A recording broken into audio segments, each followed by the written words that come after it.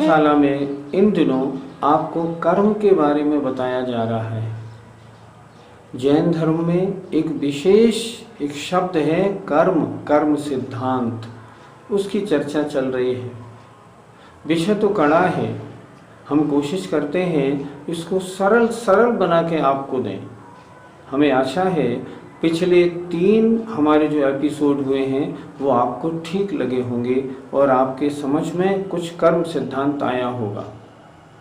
हमने अभी तक अपने पिछले 3 एपिसोड में ज्ञानावरण कर्म जो ज्ञान गुण को ढकता है, दर्शनावरण कर्म जो आत्मा के दर्शन गुण को ढकता है, सातावेदनी कर्म जो हमें सुख देने वाली सामग्री और सुख का अनुभव कराता है, और असातावेदनी कर्म जो हमें दुख देने वाली सामग्री देता है और दुख का अनुभव कराता है। इसकी चर्चाएं हमारी उन एपिसोड्स में हो गई। आज पाठशाला के इस कार्यक्रम में हम चौथा कर्म जो मोहिनी कर्म है उसके बारे में आपको बताएंगे। पहले एक बात बताना चाहूँगा, सारे कर्मों का राजा ये मोहिनी कर्म है। अगर मोहिनी कर्म को आपने परास्त कर दिया तो अन्य 7 कर्म तो अपने आप ढीले पड़ जाते हैं।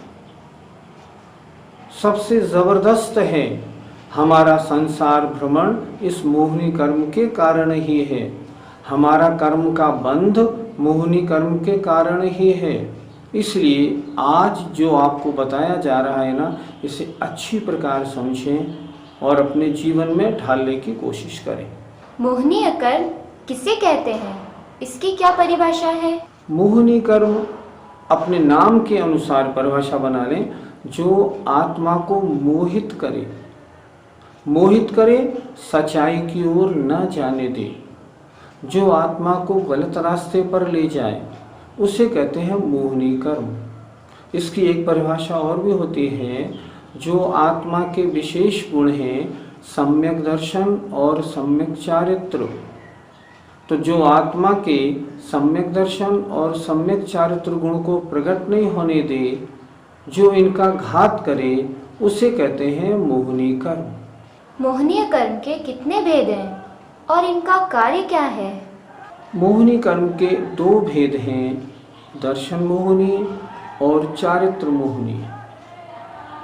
दर्शन मोहिनी कर्म अर्थात जो आत्मा के सम्यक दर्शन गुण का घात करता है, और चारित्र मोहिनी कर्म अर्थात जो आत्मा के चारित्र गुण का घात करता है। दर्शन मोहिनी कर्म का कार्य है आत्मा को जो सही वास्तविकता है उसका परिचय नहीं होने देना। जैसे वास्तविकता क्या है? ये शरीर है, ये मेरा नहीं है, मुझे कर्म उदय से मिला है। मैं कौन हूँ? इसमें अंदर जो जानने देखने वाली आत्मा है वह मैं हूँ। दर्शन मोहिनी कर्म क्या करता है? आत्मा को ऐसा ज्ञान नहीं होने देता, वो आत्मा को ऐसा पागल बना देता है। कहते हैं ना, जैसे शराब पीने के बाद आदमी मतवाला हो जाता है, उसे अपना होश नहीं रहता, इसी तरह दर्शन मोहिनी कर्म ये आत्मा को ऐसा मतवाला बेहोश कर देता है कि आत्मा अपने स्वरूप की पहचान नहीं कर पाता। मेरा क्या स्वरूप है इसका उसे ज्ञान नहीं हो पाता, इसलिए आत्मा को बेहोश करता है। और चारित्र मोहिनी कर्म आत्मा का गुण है सम्यक चारित्र। सम्यक चारित्र का मतलब अपने में लीन रहना, बाहरी परिस्थितियों में नहीं उलझना। लेकिन चारित्र मोहिनी कर्म क्या करता है? आत्मा को अपने में तो लीन होने नहीं देता, लेकिन संसार में उलझाता है। ये अच्छा है, ये बुरा है, गुस्सा कराता है, घमंड कराता है, लोभ कराता है, बुरे कार्यों में लगाता है। ये चारित्र मोहिनी का कार्य है। चारित्र मोहिनी का कार्य है कषायों की उत्पत्ति कराना। इस तरह ये दो कर्म हैं और दोनों मोहिनी के भेद हैं और ये इनके कार्य हैं। क्या हम मिथ्या दृष्टि है या सम्यक दृष्टि? दर्शन मोहिनी कर्म के बारे में और अच्छी तरह समझें। दर्शन मोहिनी कर्म हमको वास्तविकता का परिचय नहीं होने देता। दर्शन मोहिनी कर्म के कारण जीव मिथ्या दृष्टि बनता है। मिथ्या दृष्टि शब्द का अर्थ क्या होता है? सुनने में तो बहुत आता है।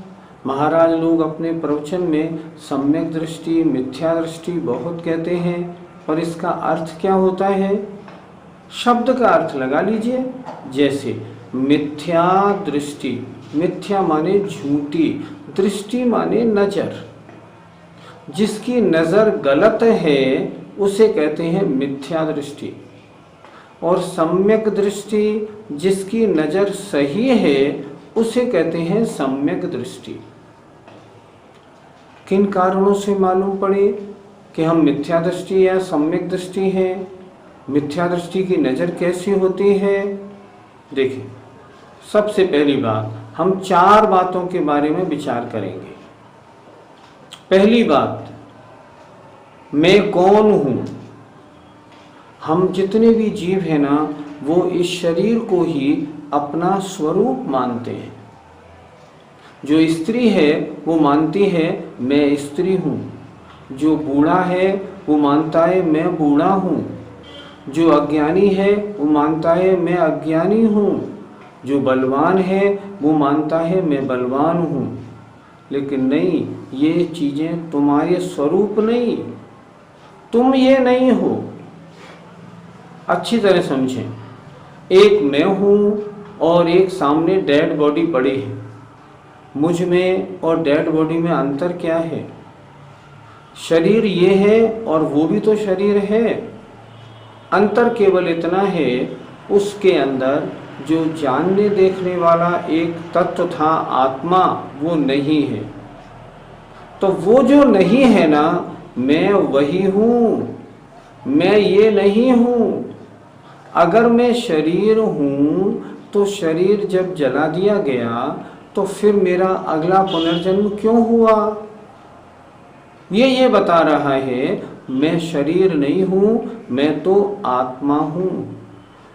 इस शरीर के अंदर जो जानने देखने वाला, समझने वाला जो आत्मा है वह मेरा स्वरूप है। ये तो कर्म के उदय से मुझे मिला है। एक समय के बाद ये खत्म हो जाएगा, दूसरा मिलेगा, वो खत्म हो जाएगा, तीसरा मिलेगा।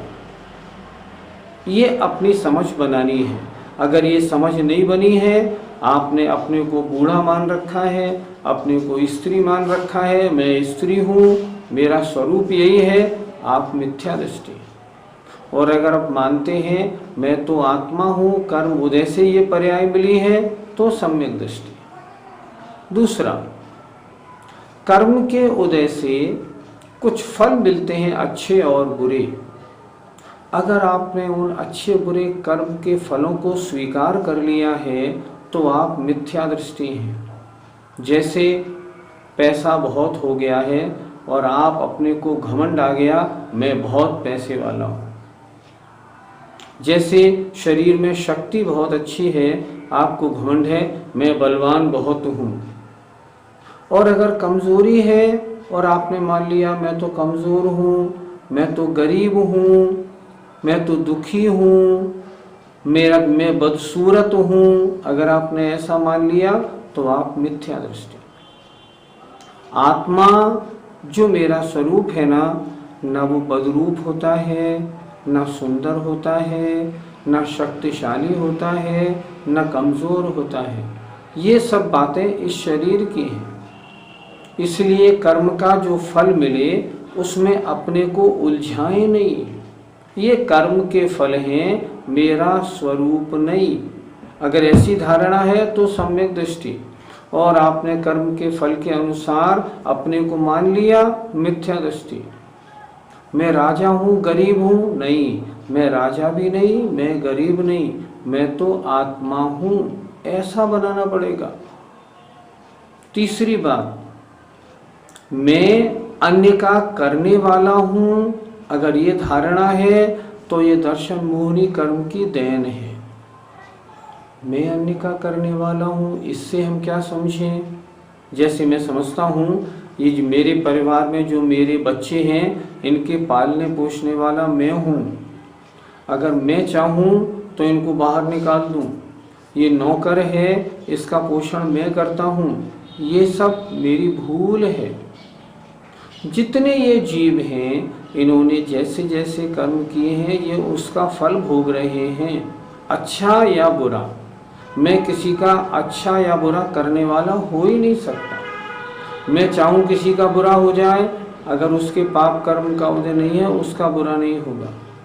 इसलिए मैं अन्य किसी का कुछ भी करने वाला नहीं हूँ। और चौथी बात, ये बुरा है, ये अच्छा है, ये संकल्प नहीं होना चाहिए। अगर आप ऐसा संकल्प करते हैं, ये अच्छा है, ये बुरा है, ये मुझे प्रिय है, ये अप्रिय है, ये सब मिथ्या दृष्टि वाली बातें हैं। दर्शन मोहनीय कर्म किन कारणों से बंधता है? दर्शन मोहिनी कर्म के बंध के कारणों के बारे में तत्वार सूत्र में एक सूत्र दिया है। केवली श्रुत संग धर्म देवावरणवादो दर्शन मोहस्य। अर्थात केवली श्रुत संघ धर्म और देव, इनका अवर्णवाद करने से, अवर्णवाद माने इनमें जो दोष ना हो, अगर हम वो दोष लगाएंगे तो दर्शन मोहिनी कर्म का बंध होगा।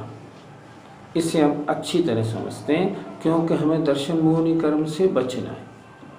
देखिए, पहले केवली का अवर्णवाद, अर्थात केवली भगवान में जो दोष ना हो वो उनमें लगाना। जैसे हमारे कुछ जैनी भाई क्या कहते हैं कि केवली भगवान कबलाहार करते हैं, खाना खाते हैं, केवली भगवान के ऊपर उपसर्ग होता है, केवली भगवान को बीमारियां होती हैं, उनका ट्रीटमेंट करना पड़ता है। ये सारी बातें जो कहते हैं ना, उनके महान दर्शन मोहिनी कर्म का बंध होगा। केवली भगवान का ये अवर्णवाद माने केवली में जो दोष नहीं है वो दोष लगाना, ये अवर्णवाद दर्शन मोहिनी के बंध का कारण है। दूसरा, श्रुत। श्रुत कहते हैं जिनवाणी। जिनवाणी में लिखा है रात्रि भोजन करना चाहिए। जिनवाणी में लिखा है शराब पीने में कोई बुराई नहीं है। अगर आप ऐसा कहते हैं तो ये शास्त्र में आप दोष लगाते हैं। इससे क्या होगा? महान दर्शन मोहिनी का बंध होगा। तीसरा, संघ। संघ माने मुनि महाराज, मुनि, आर्यिका, श्रावक, श्राविका या 4 प्रकार का मुनि संघ। इन मुनियों को देख करके ये बड़े गंदे हैं, ये स्नान नहीं करते, ये मंजन नहीं करते, ये नग्न रहते हैं, बड़े भद्दे लगते हैं, ऐसा उनमें दोष लगाना, ये मुनियों का अवर्णवाद है। धर्म का अवर्णवाद। जैन धर्म बिल्कुल कायरों का धर्म है। चींटी मारने से ये लोग डरते हैं, ये किसी मतलब के नहीं। जो जैन धर्म को पालेगा ना, अगले जन्म में असुर बनेगा। इस धर्म में कोई फायदे वाली कोई अच्छी बात है ही नहीं, ऐसा कहना धर्म का अवर्णवाद है। और देव का अवर्णवाद, ये देव जो होते हैं ना, इनको शराब बड़ी अच्छी लगती है, ये देव बलि से प्रसन्न होते हैं, आदि बातें जो गलत हैं अगर वो हम करते हैं तो ये देवों का अवर्णवाद है। तो ये मैंने जो 5 बातें बताई, केवली भगवान, जिनवाणी, मुनि महाराज, धर्म और देव, इनमें जो दोष नहीं हो, अगर वो दोष हम लगाएंगे तो महान दर्शन मोहिनी का बंध होगा। उससे क्या होगा? दुर्गति के पात्र होंगे और कभी अच्छा ज्ञान होगा ही नहीं। इसलिए इन कारणों से हमको दूर रहना चाहिए। हमको चाहिए इन कारणों से दूर रहें और भगवान अरहंत परमेष्ठी ने जो उपदेश दिया है उस पर सच्चा श्रद्धान करके हम सम्यक दृष्टि बने और अपने जीवन में उसी को उतारें। दर्शन मोहनीय कर्म से कैसे बचा जाए? बचने का रास्ता बहुत अच्छा है। जो दर्शन मोहनी कर्म के बंध के कारण हैं, इनको तो हम ना करें। अर्थात मैंने जैसा बताया, केवली भगवान, जिनवाणी, गुरु, देव और धर्म, इनमें दोष नहीं लगाएं। इनको अच्छे को हम अच्छा मानें। अब दूसरी बात, हम 3 चीज़ों से बचें: खोटे देव, खोटे शास्त्र, खोटे गुरु। अगर हम चाहते हैं दर्शन मोहनी का बंध नहीं हो तो पहले खोटे देव से बचें। ध्यान से सुनेंगे। सच्चा देव कौन होता है? सच्चे देव वो हैं जो वीतराग हैं, जिनमें जन्म, मरण, क्षुधा आदि दोष नहीं है। वो कहलाते हैं वीतराग। जो सर्वज्ञ, जो सबके जानने वाले हैं और हितोपदेशी, अर्थात जो मोक्ष का उपदेश देते हैं, वो होते हैं सच्चे देव। आज वर्तमान में जितने भगवान हमें और सब दिखाई पड़ते हैं, इनमें कोई भी भगवान सिवाय हम जैनों के भगवान के अलावा कोई भी भगवान ऐसा नहीं है जिनमें जन्म, मरण, राग, द्वेष आदि दोष ना हो। मुझे बताएं, किसी एक देव का नाम बताएं जिसका जन्म मरण नहीं होता हो, जिसमें राग और द्वेष नहीं हो, सब में है। तो ये कोई सच्चे देव नहीं। इनकी पूजा, इनकी अर्चना, इनकी आरती हमें नहीं करनी। हमें किसको पूजना है? हमारे पूजने योग्य 9 हैं। 5 परमेष्ठी, अरहंत, सिद्ध, आचार्य, उपाध्याय, साधु। 1 जिन मंदिर, जिन मूर्ति, जिन वाणी और जिन धर्म।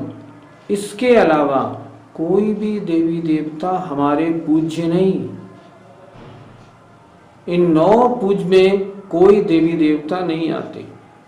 हमारे पूज्य तो 5 परमेष्ठी और जिन वाणी, जिन धर्म, जिन चैत्य और जिन चैत्यालय हैं।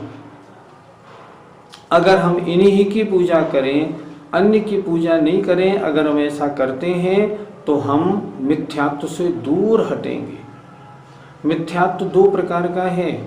एक तो इस जन्म में जो हम स्वीकार कर रहे हैं, एक जो पहले जन्म से आता है। अगर हम इस जन्म में खोटे देव, शास्त्र, गुरु की सेवा करेंगे तो इस जन्म में हम और अपनी आत्मा को मलिन कर रहे हैं। पहले जन्म से आया है उसको तो दूर नहीं कर रहे और हम नया और संचय कर रहे हैं। इससे बड़ा पाप और क्या होगा? इसलिए क्या करें? निर्णय बनाएं, मैं 5 परमेष्ठी के अलावा अन्य की पूजा नहीं करूंगा। सिर्फ ये 9 ही पूज्य हैं, अन्य कोई पूज्य है ही नहीं। सच्चे देव की बात। आए सच्चे शास्त्र की बात। शास्त्र किसे कहते हैं? जो केवली भगवान के द्वारा कहा गया हो और दिगंबर जैन ऋषियों ने जिनको लिखा हो। तो जो दिगंबर जैन ऋषियों के द्वारा लिखे गए शास्त्र हैं, वास्तव में वो ही शास्त्र हैं, वही मेरे द्वारा पढ़ने योग्य हैं, वही श्रद्धान करने योग्य हैं। अगर मजबूत ऐसी धारणा बना ली है तो मिथ्यात्व टूटेगा, सम्यक्त्व प्राप्त होगा। तीसरा बात, गुरु के बारे में। गुरु किसे कहते हैं? जिनके पास रंच मात्र भी परिग्रह ना हो। जिनके पास रंच मात्र भी परिग्रह है, मुनि के पास सिर्फ 3 चीज होनी चाहिए: पीछी, कमंडलू और शास्त्र। जिनके पास इन 3 के अलावा कुछ भी नहीं है, उन्हें हम कहते हैं सच्चा गुरु। और जिनके पास इनके अलावा कुछ भी है, वो सच्चे गुरु में नहीं आते। मुनि महाराज कैसे होते हैं? जिनके 28 मूल गुण होते हैं। 28 मूल गुण, आगे जब कोई पाठ आएगा तो हम आपको 28 मूल गुण सब समझाएंगे। मुनि की पहचान आपको सीखनी चाहिए कि सच्चे मुनि कौन है और कौन मुनि शिथिलाचारी हैं। अगर आप समझेंगे तब सम्यक दृष्टि, और आपने मात्र पीछे कमंडलू देखा और आपने ढोक लगा दी तो मिथ्या दृष्टि में गिनती हो जाएगी। आचार्यों ने लिखा है, ज्ञान प्राप्त करें, ये मस्तक है ना आपका, ये नारियल नहीं है जो लिया और चाहे जहाँ झुका दिया। पहले देखें सामने वाला मुनि है तो आगम के अनुसार, शास्त्रों के अनुसार मूल गुणों का पालन करते हैं या नहीं? अगर करते हैं तो वंदनीय हैं, नहीं है तो वंदनीय नहीं है। अगर आपको दर्शन मोहनी कर्म से बचना है तो देव, शास्त्र और गुरु, इसकी पहचान पहले जिनवाणी से पढ़ के समझें, और उसके बाद जो सच्चे देव शास्त्र गुरु हों उनकी तो वंदना करें, अन्य की वंदना ना करें। अगर आप ऐसा करेंगे तो दर्शन मोहनी से बचेंगे। मान लीजिए हमारे किन्हीं कारणों से दर्शन मोहनीय कर्म का बंध हो गया, यह कर्म कितने दिनों तक फल देगा? कि जिस समय आपने कर्म बांधा उस समय आपके परिणाम कैसे थे?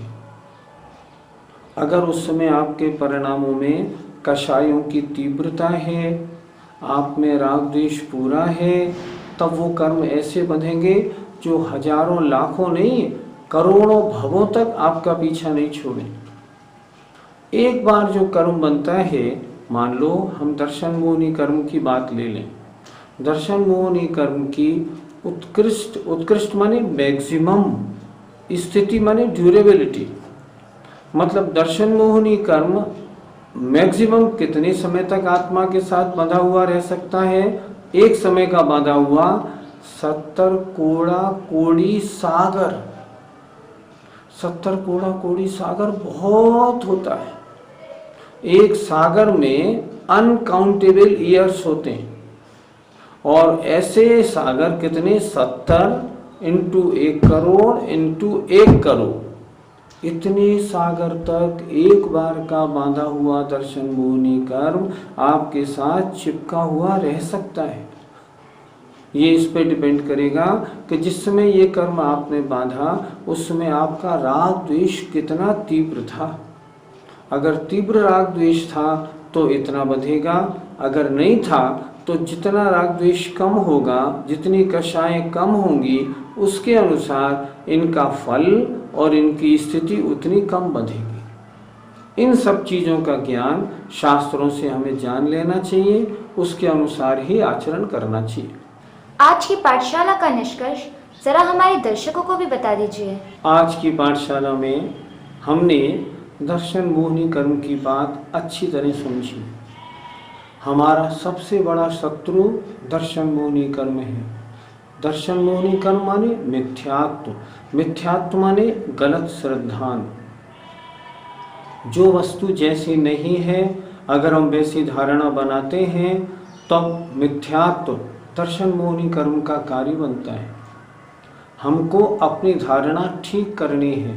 आज की पाठशाला का निष्कर्ष है, आज से हम सच्चे देव शास्त्र गुरु के अलावा अन्य सबको छोड़ेंगे, शरीर और आत्मा के भेद विज्ञान को प्राप्त करेंगे, स्वाध्याय करेंगे, आत्मा का परिचय प्राप्त करेंगे, अपनी आत्मा को कैसे शुद्ध बनाएं इसको हम जानेंगे और उसकी ओर अपने जीवन का शेष समय लगाएंगे। ऐसी धारणा आप मजबूत करें। अगर आप मजबूत करेंगे तो आज आपने अपने समय को बहुत अच्छे कार्य में लगाया है। इससे बढ़िया कार्य इस जन्म में और कोई नहीं है। हमारा समय हो गया, आइए आपसे विदा लेते हैं। जय जिनेंद्र।